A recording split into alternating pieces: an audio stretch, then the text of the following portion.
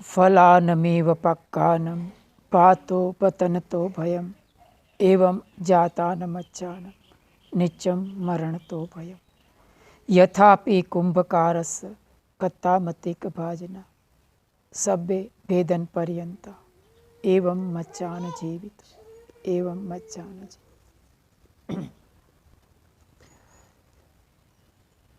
भगवान तथागत सम्यक संबुद्ध के चरणों में पंचांग प्रणाम करता हूँ। हमारे सबके पथ प्रदर्शक डॉक्टर बाबा साहब भीमराव अंबेडकर, उनके प्रति कृतज्ञता व्यक्त करता हूँ और आप सब श्रद्धावान उपासक एवं उपासिकाएं। भगवान बुद्ध का धम्म, उनके धम्म का हम सब अनुगमन कर रहे हैं। हम भगवान बुद्ध के धम्म के अनुयायी हैं। इस मायने से हमें उनके धम्म को अच्छी तरह से आत्मसात करना चाहिए। भगवान बुद्ध और उनका धम्म क्या कहता है? भगवान का धम्म वास्तविकता के ऊपर आधारित है, रियलिटी के ऊपर आधारित है, कल्पना की बात नहीं है।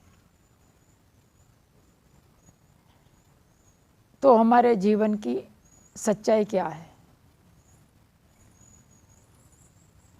हमारे सामने से हमारे लोग ही गुजर जाते हैं, बीत जाते हैं,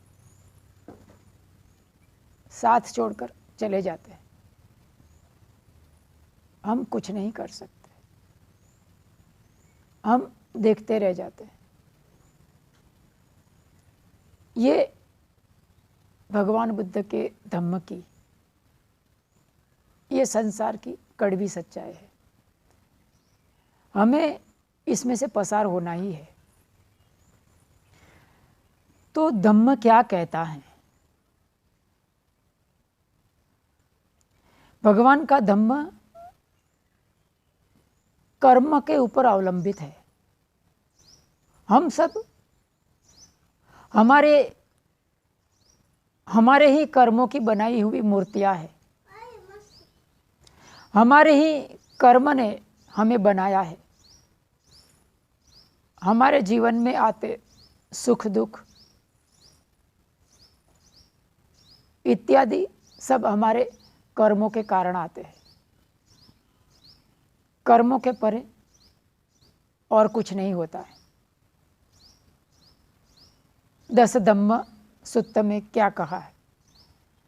कम्मस कोमहि कम्म दायादो कम्म योनि कम्म बंधु कम्म पटि शरणो यम कम्मम करिष्यामि कल्याणम वा पापकम्म तस्य दायादो भविष्यामि। कर्म ही हमारा उत्तराधिकारी है। कर्म ही हमारे बंधु बांधव है। कर्म ही हमारी प्रतिशरण है।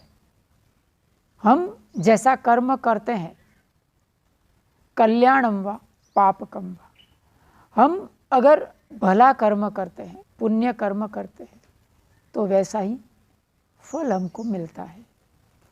और अगर हम बुरा कर्म करते हैं तो उसका वैसा फल हमको मिलता है। ये संसार का अव्याबाधित नियम है। छोटी सी कहानी बताता हूँ भगवान बुद्ध के समय की। भगवान बुद्ध के समय में किसी एक व्यक्ति का पिता गुजर गया था और कुछ क्रियाएं करना चूक गए होगा वो आदमी। तो भगवान बुद्ध के पास जाता है। पंडित होगा कोई, भगवान बुद्ध के पास जाकर कहता है कि भगवान, मेरे पिताजी का अवसान हो गया है, कुछ दिन बीत गए हैं, तो आप कुछ कर दीजिए। भगवान बहुत ही प्रज्ञावान थे, बोधि चक्षु वाले थे। वो उनको देखते हैं और कहते हैं कि मैं तुम्हारे पिताजी के लिए क्या कर सकता हूँ। तो वो आदमी कहता है कि देखिए, ये सब पंडित पुजारी लोग करते हैं ना, कि कोई गुजर जाता है तो उनके पीछे कुछ क्रियाकांड कर देते हैं, तो उनके लिए अच्छा, उनका सद्गति हो जाता है, उसके लिए स्वर्ग का मार्ग खुल जाता है। भगवान बुद्ध मुस्कुराते हैं। भगवान बुद्ध का अपना अपना तरीका था। देखिए, बुद्ध होते हैं, उनके समझाने का तरीका बहुत ही निराला होता है। आकाशेव शकुंतानम पदम तस् दुरन्नये। आकाश में विचरण करते पंछी की माफिक बुद्ध की गति दुर्गम्य होती है, जानना मुश्किल होता है। भगवान बुद्ध किस तरह से उपाय आजमाते थे। सामने वाले पंडित को कहा कि तुम एक काम करो, बाहर जाकर 2 मिट्टी की हंडियाँ ले आओ, मिट्टी के घड़े लेकर आओ। आदमी बाजार में जाता है और 2 मिट्टी के घड़े लेकर आता है। भगवान उनको कहते हैं कि एक में कंकड़ भरो और एक में घी भर दो। आदमी ने ऐसा किया, एक में कंकड़ पत्थर भरे और दूसरे में घी भर दिया। फिर भगवान ने कहा कि अब दोनों घड़े को सील मारकर बंद कर दो। आदमी ने दोनों घड़े को सील मारकर बंद कर दिया। फिर भगवान ने कहा कि अब दोनों घड़े को इस जो पानी की नदी है उसमें बहा दो। आदमी ने ऐसा किया, दोनों घड़े को नदी में बहा दिया। फिर भगवान कहते हैं कि अभी दोनों घड़े को एक बड़ी सी लाठी ले और दोनों घड़े को तोड़ दे, फोड़ दे। आदमी ने दोनों घड़े के ऊपर लकड़ी मारा और दोनों घड़े को फोड़ दिया। देखिए उनका तरीका कैसा था। वो काल में, उस काल में कुछ परंपराएं चलती थी, कुछ क्रियाकांड चलते थे। क्या चलता था? जब भी किसी के पिताजी का अवसान होता था और उसका मृत्यु हो जाता था तो उसका जब भी अग्नि संस्कार किया जाता था और शरीर जल जाता है। फिर अंत में उसका बेटा एक बड़ी सी लाठी लेकर वो पिताजी का जो खोपड़ी होता है उसको लाठी मार के तोड़ता है। ऐसे क्रियाएं की जाती थी उस समय में। पता नहीं क्या कारण होगा। हो सकता है कि हमारे शरीर में सबसे मजबूत है वो हमारी खोपड़ी होता है और वो आसानी से जलता नहीं है। इसीलिए क्या होता है कि कोई बार कोई मुर्दा जलाते हैं और अगर उसकी खोपड़ी तोड़ी नहीं जाती है तो क्या होता है, उसमें वायु भर जाता है और अचानक से जो मुर्दा जल रहा होता है वो खड़ा हो जाता है, उसमें हलन चलन होने लगता है, लोग डर जाते हैं। तो इस कारण से एक परंपरा चलती होगी कि जब भी पिताजी हो तो उसके खोपड़ी तोड़ी जाए। तो कौन तोड़ेगा? दूसरा कोई तोड़ेगा तो बुरा लगेगा। तो बोला बेटे को वो खोपड़ी तोड़ने दी जाए। फिर वो खोपड़ी तोड़ी जाती थी और फिर आसानी से खोपड़ी बेटा तोड़ेगा नहीं तो उसको फिर एक प्रलोभन दिया जाता था। क्या? कि तुम्हारे पिता की खोपड़ी तुम तोड़ोगे तो उनको देवलोक मिलेगा, उनको स्वर्ग मिलेगा। ऐसी बातें चलती थी। तो इसी कारण से भगवान बुद्ध ने उनको ऐसा उपाय बताया था। तो आदमी ने दोनों मटकी पानी में डालकर फोड़ दिया। तो उनको मन में बड़ा ही तसल्ली जागा कि भगवान बुद्ध ने बहुत अच्छा क्रियाकांड करवाया, मेरे पिता तो चल बसे थे, उनके पीछे ऐसा क्रियाकांड तो नहीं किया था, लेकिन अभी भगवान ने कराया, अभी मेरे पिताजी के लिए स्वर्ग के द्वार खुल गए। भगवान बुद्ध उनको कहते हैं कि देख भाई, मैंने इतना तो काम कर दिया तुम्हारे पिता के लिए, अभी तुम हाथ जोड़ो और दोनों मटकी को तुम विनंती करो कि ए कंकड़ पत्थर तुम ऊपर आ जाओ, तुम ऊपर आ जाओ, है घी तुम नीचे चले जाओ, तुम नीचे चले जाओ, करो प्रार्थना। ऐसा आदमी भगवान बुद्ध के चेहरे के सामने भौचक्का होकर देखता है कि भगवान क्या मजाक कर रहे हैं।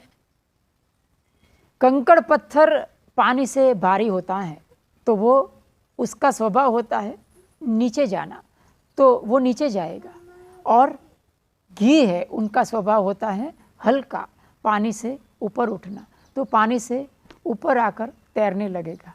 ये प्रकृति का नियम है, उसमें कोई बांध छोड़ नहीं हो सकती। भगवान आप मजाक कर रहे हैं। भगवान मुस्कुराते हैं और उनको उपदेश देते हैं, सीख देते हैं कि वही तो मैं बात तुम्हें कहना चाहता हूँ कि कंकड़ पत्थर जैसे काम अगर तेरे पिता ने किए होंगे तो कौन आदमी उसे ऊपर खींच पाएगा, कौन उसे स्वर्ग में ले पाएगा।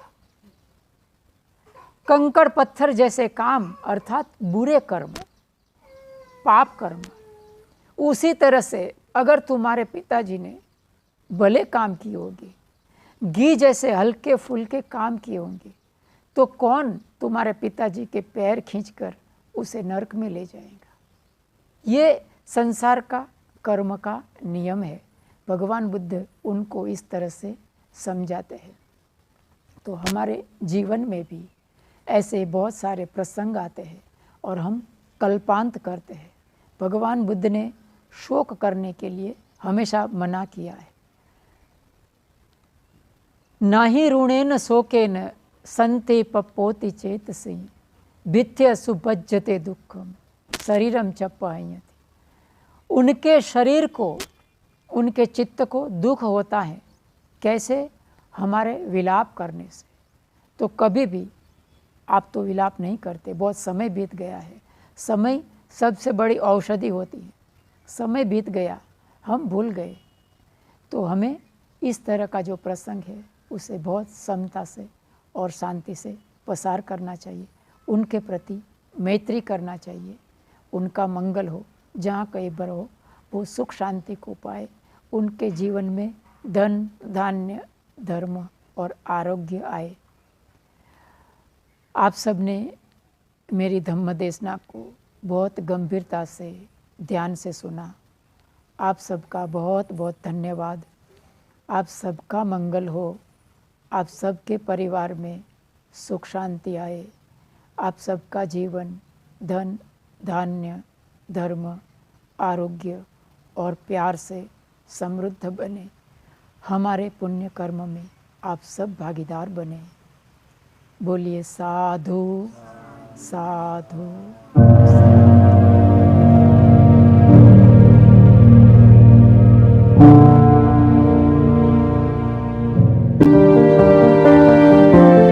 To accelerate the wheel of Dhamma, subscribe the channel and press the bell icon.